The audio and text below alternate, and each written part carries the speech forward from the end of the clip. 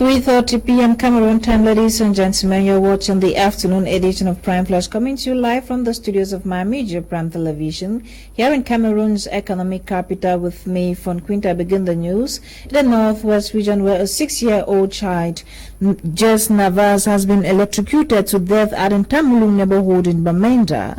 Sources say little Jess Navas was playing with his purse in a neighbor's house before he got electrocuted. His father, Fon Elvis, says he was with him 20 minutes before hearing the sad incident, and by the time he was rushed to hospital, doctors confirmed him dead. 6-year-old Jess Navas was buried in their house yesterday.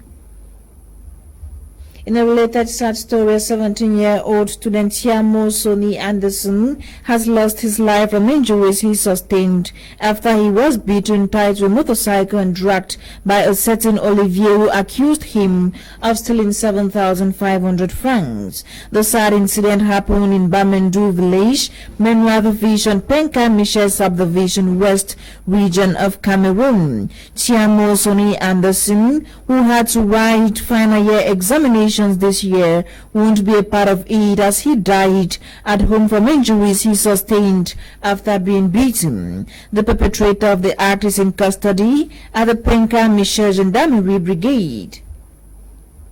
Now, member countries of the Lake Chad Basin are currently meeting in Abuja, Nigeria, in an extraordinary summit which aims to examine the security situation in Chad following the death of its former president, Idris Deby Itno, amongst others. President Paul Biya is represented at this regional summit by the Minister of State, Secretary General, the Presidency of the Republic, Ferdinand Gongo. Now, circulation has resumed at the east entrance to Douala after a protest by truck drivers. These drivers were protesting against a decision by Senior Divisional Officer for Uri Benjamin Buto, who stopped them from entering the town during the day.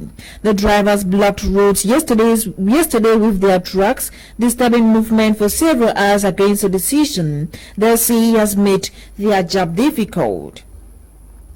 Now, the United Nations in Mali has demanded the immediate release of President Bandao and Prime Minister Mokhtar after they were detained by soldiers and taken to an army military camp. The African Union, European Union and United States have also condemned the arrest that took place hours after a government reshuffle which saw senior army officials who took part in last coups were replaced. And now, continuing tremors have shaken the Democratic Republic of Congo city of Goma, with families still separated as a result of a volcano eruption at the weekend that destroyed nearby villages, displaced thousands and killed at least 32 people. Mount Nyiragongo, one of the world's most active and dangerous volcanoes, erupted on Saturday, even sending walls of lava half a mile wide downhill towards a city of 2 million inhabitants. Tens of thousands of residents have fled the city in panic, with about 7,000 to neighboring Rwanda.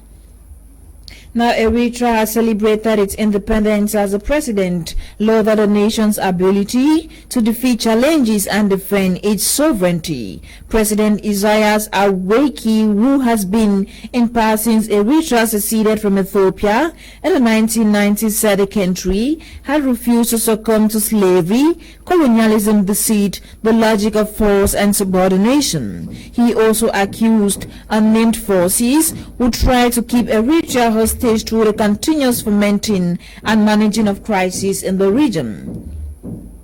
Now, today, May 25, is celebrated as the Africa Day. In remembrance of the foundation of the Organization of African Union on May 25, 1963. The day is intended to celebrate and acknowledge the successes of African unity in the fight against colonialism and apartheid, as well as the progress that Africa has made while reflecting upon the common challenges that the continent faces.